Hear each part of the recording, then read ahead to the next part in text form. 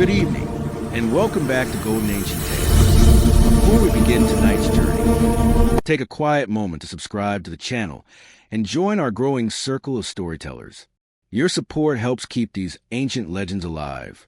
Tonight, we journey into a legend that feels familiar, yet remains deeply misunderstood. It is a story whispered in castles and campfires, sung by poets, rewritten by kings, and reshaped by time. A tale many believe they already know, but almost no one truly does. This is not just a story of a sword and a stone, not merely a tale of knights and glory, and certainly not the simple rise and fall of a heroic king. This is the hidden, fractured, and often forgotten legend of King Arthur, and the fragile dream known as Camelot. Settle in, lower your guard, and step with us into the shadows of history. Long before written history became organized and precise, Britain existed as a land shaped more by nature than by ambition. Thick forests covered rolling hills. Rivers moved slowly, unbothered by human plans. The air was often damp, carrying the scent of earth and leaves. Life unfolded at an unhurried pace, guided by daylight, seasons, and familiar routines. Villages were small and practical. Houses were built low, with wooden frames and thatched roofs. Smoke rose lazily from hearth fires, drifting upward before disappearing into the gray sky. People woke early, not because they wished to be productive, but because the sun suggested it was time. They worked the land, tended animals, repaired tools, and rested when their bodies told them to rest. There was little urgency in this world. News traveled slowly. Change happened gradually. Most people lived their entire lives within a short walk of where they were born. Stories were shared not for excitement, but for comfort, soft reminders that the world had patterns, even when those patterns were not fully understood. It was in this quiet Britain that the legend of King Arthur gently emerged. After the Roman legions withdrew, their stone roads began to crack, and their grand buildings stood empty. The departure was not loud or dramatic. It was simply a slow fading. Without Roman order, local rulers took charge in small regions. Some ruled wisely, others briefly. None ruled for long enough to bring lasting calm. People wanted steadiness more than power. They wanted a name they could trust, someone who would rule without cruelty or chaos. From this desire, stories began to form. Simple stories at first, whispered beside fires or shared during long walks between fields. These early stories did not describe Arthur as a hero. They described him as dependable. Arthur was said to be born during this unsettled time, though no one could agree on the exact place or year. Some legends claim his father was Uther Pendragon, a king whose reign was brief and uncertain. Others say Arthur's origins were deliberately hidden, to protect him from conflict. What remains consistent is that his birth was not celebrated. There were no royal processions. No music echoed across the hills. His arrival into the world was as quiet as the falling of rain. Merlin, often remembered later as a powerful wizard, was in these early stories more of an observer than a magician. He watched events unfold with patience. He believed that forcing destiny created imbalance. Instead, he guided gently, offering advice rather than commands. Arthur was raised far from courts and crowns. He learned ordinary tasks: fetching water, caring for animals, listening to elders speak slowly about the past. He learned when to speak and when to remain silent. He learned how weather changed the land, how seasons returned predictably, and how patience often solved more problems than strength. He did not know he was different. He was not told he was important. No one burdened him with expectations. The land around him remained calm and indifferent. Hills did not bow. Rivers did not pause. Life continued at its steady pace, untouched by prophecy. As Arthur grew, Britain continued to wait. Kings came and went quietly. Small conflict arose and ended. The people endured, just as they always had. They repaired fences. They sowed seeds. They rested when night arrived. And somewhere within this calm, ordinary world, a future king walked without a crown, unaware that one day his name would become a gentle story told to ease restless minds into sleep. The beginning of King Arthur's story was not loud, dramatic, or heroic. It was patient. It was quiet. And it was waiting. Time moved steadily forward, as it often does, without announcing itself. Seasons continued their quiet cycle. Crops were planted, tended, and harvested. Kings ruled briefly and then faded into memory. Britain remained unsettled, though not loudly so. It was an unease felt more in pauses than in conflict. Without a clear ruler, councils met and separated. Discussions were long and cautious. Decisions were delayed. People waited patiently, unsure what would come next, but accustomed to waiting. It was during one such unremarkable period that the stone appeared. No one could recall the exact moment it arrived. There was no gathering crowd, no sudden sound. It simply stood in the courtyard of a modest church, as though it had always belonged there. The stone was plain and weathered, the kind commonly found throughout the countryside. It did not draw attention to itself.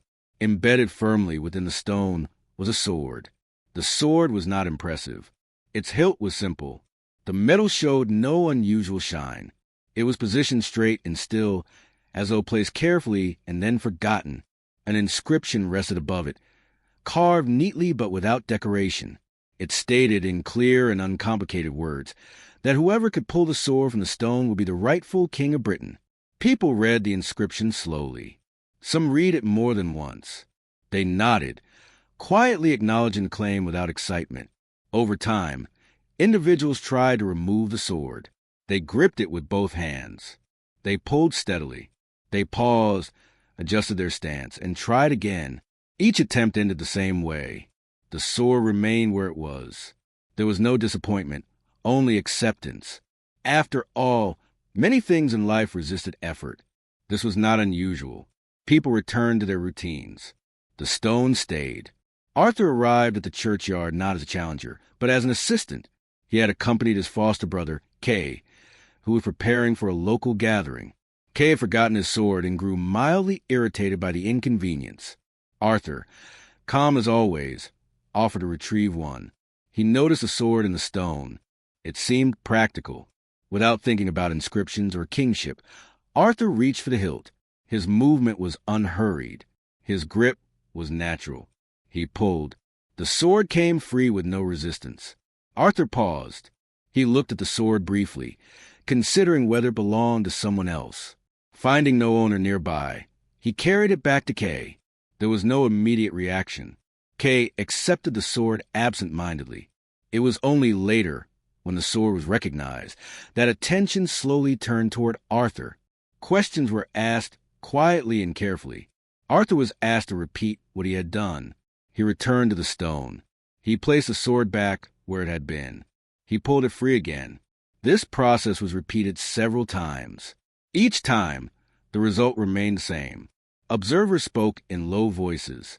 There was no cheering, no sudden realization, just a growing understanding that something consistent was happening.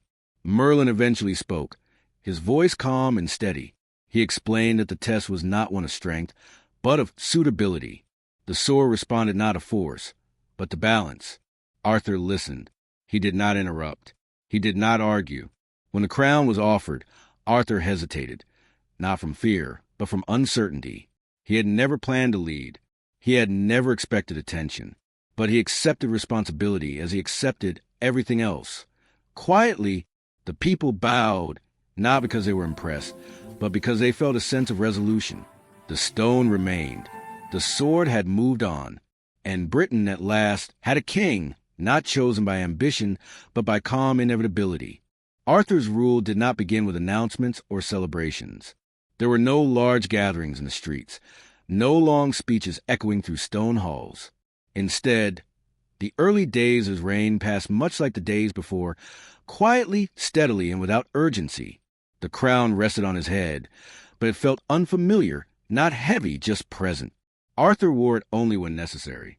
Most of the time, it remained set aside, resting on a simple cloth, waiting patiently. He preferred ordinary clothing, choosing comfort over appearance. Nothing about his manner suggested command. And yet, people listened. His first decisions were small ones. He did not attempt to change laws or traditions. He observed them. He asked questions. He allowed advisors to speak without interruption. Discussions took time, and Arthur did not hurry them. He believed that a careful answer was better than a quick one.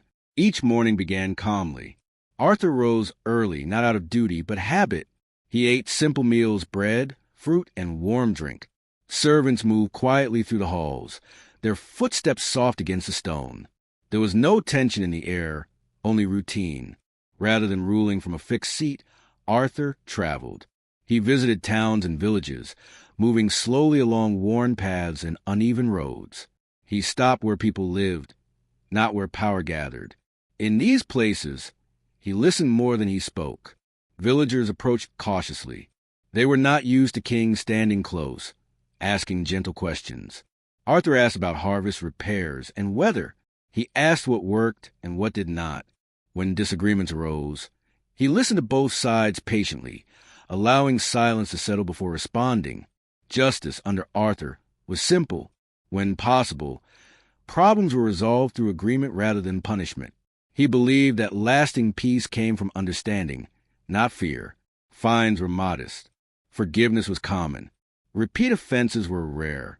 Councils met regularly, but never hurriedly. Chairs were arranged in circles. Voices remained calm. When opinions differed, Arthur waited until each person had spoken fully. He rarely raised his voice, and when he did speak, it was measured and clear. Merlin remained nearby. Though he offered little instruction, he watched, occasionally nodding, occasionally remaining silent for long periods. Arthur did not seek constant guidance. He trusted his ability to listen and reflect. As weeks turned into months, the kingdom settled into a predictable rhythm. Roads were repaired quietly. Trade resumed naturally. Markets reopened without ceremony. Travelers passed through safely, noting the absence of conflict more than its resolution. Castles were maintained, but not expanded. There was no rush to build monuments. Arthur believed that usefulness mattered more than grandeur. Stone walls were strengthened. Roofs were repaired. Fires burned steadily. The people began to sleep more easily, not because they expected greatness, but because they sensed consistency. Tomorrow would likely resemble today. Crops would grow. Work would continue. Rest would come at night. Arthur did not attempt to be remembered. He simply ruled. And in doing so, he gave Britain something rare, a period of calm, earned not through conquest, but through patience. As Arthur's rule continued, the days began to blend gently into one another. Mornings followed evenings without surprise. Seasons changed without urgency. With stability slowly settling across the land, Arthur turned his attention to something simple and practical: how decisions were made. In earlier times, councils had been uneven. Some voices were loud, others were quiet. Power tended to gather at one end of the room, leaving the rest to wait patiently for permission to speak. Arthur noticed this without judgment. He did not criticize the old way. He simply considered alternatives. The solution he chose was not dramatic. It was a table, not a long table, and not one with a head. Instead, Arthur asked for a round table to be built. The craftsman worked slowly and carefully. The wood was sturdy, chosen for durability rather than beauty. When finished, the table did not dominate the room. It simply fit.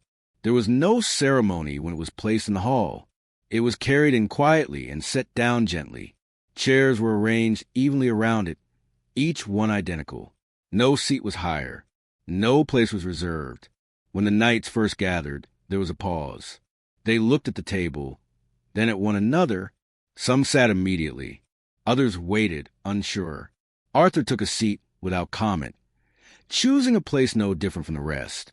The meaning became clear without explanation. At the round table, no voice carried more weight than another. Each knight was expected to speak plainly and listen carefully. Conversations moved slowly. Interruptions were rare. Silence was allowed to settle when needed. Meetings began without announcements. Knights arrived calmly, taking their seats one by one. They discussed roads, borders, supplies, and small disputes. Matters of importance were handled with the same tone as matters of routine. Arthur spoke less than many expected. He listened with attention, nodding occasionally, asking gentle questions. When he did offer an opinion, it was brief and thoughtful. No decision was rushed. The round table was not a place for praise or recognition. Titles were rarely mentioned. Accomplishments were acknowledged simply and then set aside. The focus remained on what needed to be done next. Meals shared at the table were modest. Bread was passed quietly. Cups were filled and refilled without fuss. Conversations drifted from practical matters to ordinary observations, weather, travel conditions, the condition of bridges and fields. Over time, the knights grew accustomed to the rhythm. They arrived without anxiety. They left without tension. Disagreements were resolved through patience rather than persuasion. The table itself remained unchanged. It did not move. It did not wear away. Scratches appeared slowly, each one the result of use rather than neglect. The surface grew smoother over time, shaped by countless resting hands. Visitors sometimes expected grandeur and were surprised by the simplicity. They noticed a lack of hierarchy, the absence of raised voices.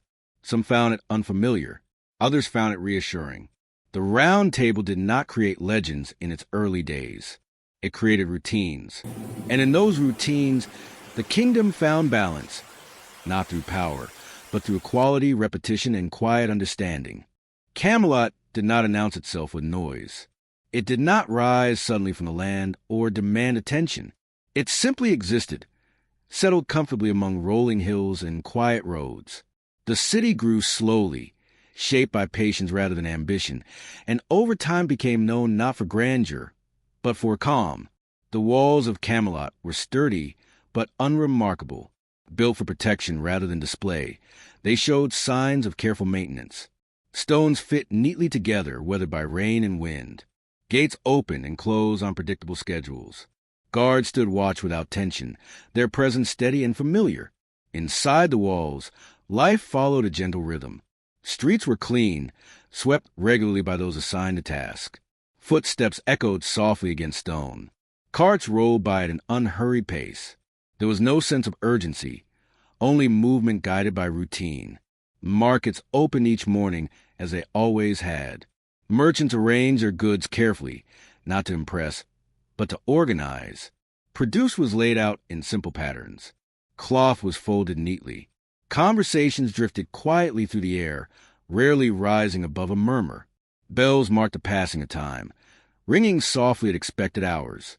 Their sound carried gently across rooftops, reminding people pause to eat or to rest. No one was startled by the bells. They were part of the background, like wind or birdsong. Arthur ruled from a modest hall near the center of Camelot. The building was practical, its design focused on comfort and function. Light filtered in through tall windows, casting slow-moving shadows across stone floors. Fires burned steadily, never too large, never allowed to fade. Arthur's presence in the city was calm and unassuming. He walked through the streets without escort on many days, greeting people with a nod or brief word. There were no crowds following him. No one felt the need to stare. He belonged to the rhythm of the city. Decisions made in Camelot were rarely urgent. Messages arrived and were read carefully. Responses were written thoughtfully. There was time to consider consequences. There was time to wait. Workshops operated quietly. Blacksmiths worked metal with steady hands. Carpenters measured twice before cutting once. Each task was completed with care, not haste. At night, Camelot settled into stillness. Lamps were extinguished one by one. Doors closed gently. The city rested. Watchmen moved along the walls, their steps measured and predictable. Sleep came easily to most, not because everything was perfect, but because nothing was suddenly changing. Camelot was not extraordinary, and that was its strength.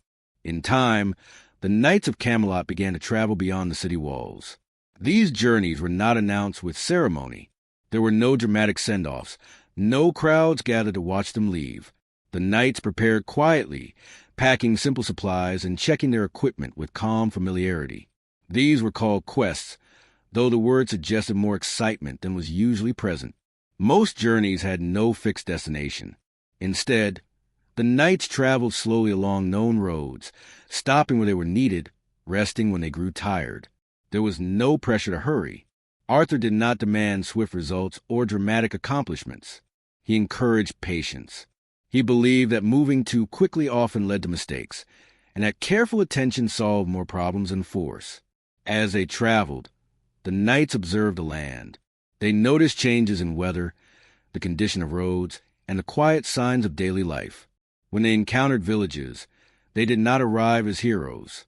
They introduced themselves simply and listened. Often, the problems they encountered were small. A broken fence that allowed animals to wander, a bridge weakened by rain, a disagreement between neighbors that had lasted longer than it needed to. These were not battles to be won, but situations to be eased. The knights helped where they could. They lifted beams, shared tools, and offered advice only when asked. They did not impose solutions. They allowed people to decide together what was best. When disagreement arose, the knights encouraged calm conversation. They stood nearby, not as judges, but as witnesses. Their presence was steady and reassuring, reducing tension rather than increasing it. Meals along the road were simple. Bread, fruit, and water were enough. Fires were built carefully, never too large. Evenings passed quietly, with little conversation. Some nights reflected silently. Others watched the stars without comment. Sleep came naturally after days of steady movement. The land was wide and patient. It did not demand attention. On the return journeys, there were no detailed reports. Arthur did not require lengthy explanations. A brief account was sufficient. What mattered was that things were a little more settled than before. Over time, these slow journeys created connections. Roads were safer. Villages felt less isolated. Trust grew gradually. The knights did not seek recognition. They returned to Camelot without expectation. They resumed their seats at the round table, their travels becoming part of the quiet flow of life. These quests did not shape legends quickly. They shaped stability. Nothing in Camelot ended suddenly. There was no clear moment when change announced itself. Instead, it arrived quietly, almost unnoticed, like the gradual shortening of days as seasons shift. Arthur continued to rule, but time began to mark him gently. His steps slowed slightly. His pauses grew longer. He listened as attentively as before, though he spoke less often. The crown rested on its cloth more frequently, untouched for days at a time. The round table still gathered, though some seats were empty. Knights traveled less often. Some remained in distant villages, choosing steady lives over movement. Others aged naturally, stepping back from long journeys. Camelot itself remained orderly, but small details changed. Repairs took longer. Markets closed a little earlier. Bells still rang, though their sound seemed softer, carried less far by the air. Arthur noticed these changes without concern. He understood that nothing needed to last exactly as it was. Stability did not require permanence. It required acceptance. Merlin appeared less frequently. When he did arrive, he stayed only briefly. His presence was quiet, almost fading, like a thought passing through the mind. He spoke little, and when he did, it was often about rest. Disagreements arose occasionally. Though they were minor, Arthur addressed them patiently. Even when decisions took more effort than before, he relied on the wisdom of those around him, trusting the rhythms already established. Some stories speak of mistakes during this time. Though they were not dramatic, they were ordinary misunderstandings, handled without anger. Trust remained, though it required more care. The people noticed that Arthur traveled less. He spent more time within Camelot, walking familiar paths, sitting in quiet places. He watched daily life continue without him needing to guide it.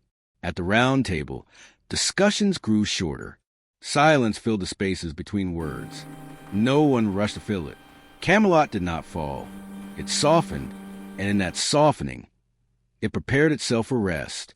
The journey to Avalon did not feel like an ending. It felt like a continuation, slower, quieter, and softer than what had come before. There was no sense of urgency, no gathering of crowds, no last command spoken aloud. The moment arrived naturally, as all things eventually do. Arthur was tired, though not in pain. His body felt heavy, as if it carried its purpose for a long time and was now ready to set it down. He was aware of the world around him, but the details no longer demanded attention. Sounds blended together gently. Light moved slowly across his vision. Those who were with him spoke in low voices. They did not try to explain what was happening. They did not ask questions. They understood that some moments require only presence. The water waited calmly. A small boat rested near the shore, unmoving. Its surface reflected the sky without distortion. There were no waves, only a slow, steady motion that suggested patience rather than distance. Arthur was carried carefully, not as a king, but as a person who had completed his task. The sword rested nearby, silent and unchanged. It had done what it was meant to do. As the boat moved away from the shore, there was no farewell. No one waved. No one called out. The land remained still, watching quietly as it always had. Avalon appeared through the mist without definition. Its outline was soft, its presence more sense than seen. Trees stood without motion. The air felt warm and light. Time behaved differently there. It did not move forward. It did not move back. It simply rested. Arthur did not question where he was going. He felt no need to understand. His thoughts drifted slowly, touching memories without holding on to them. Fields, roads, tables, silence. The boat reached the shore and stopped without sound. Arthur was helped ashore, though he felt as though he could have walked if asked. The ground beneath him was firm and steady. There were no words spoken. He laid down, not in weakness, but in completion. The world around him remained quiet, attentive, and calm. Nothing demanded more of him. The mist settled gently. Britain continued on, as it always had. Rivers flowed. Hills remained. Stories softened with time, becoming less about events and more about feeling. And somewhere beyond thought and effort, Arthur rested, not waiting, not watching, simply resting.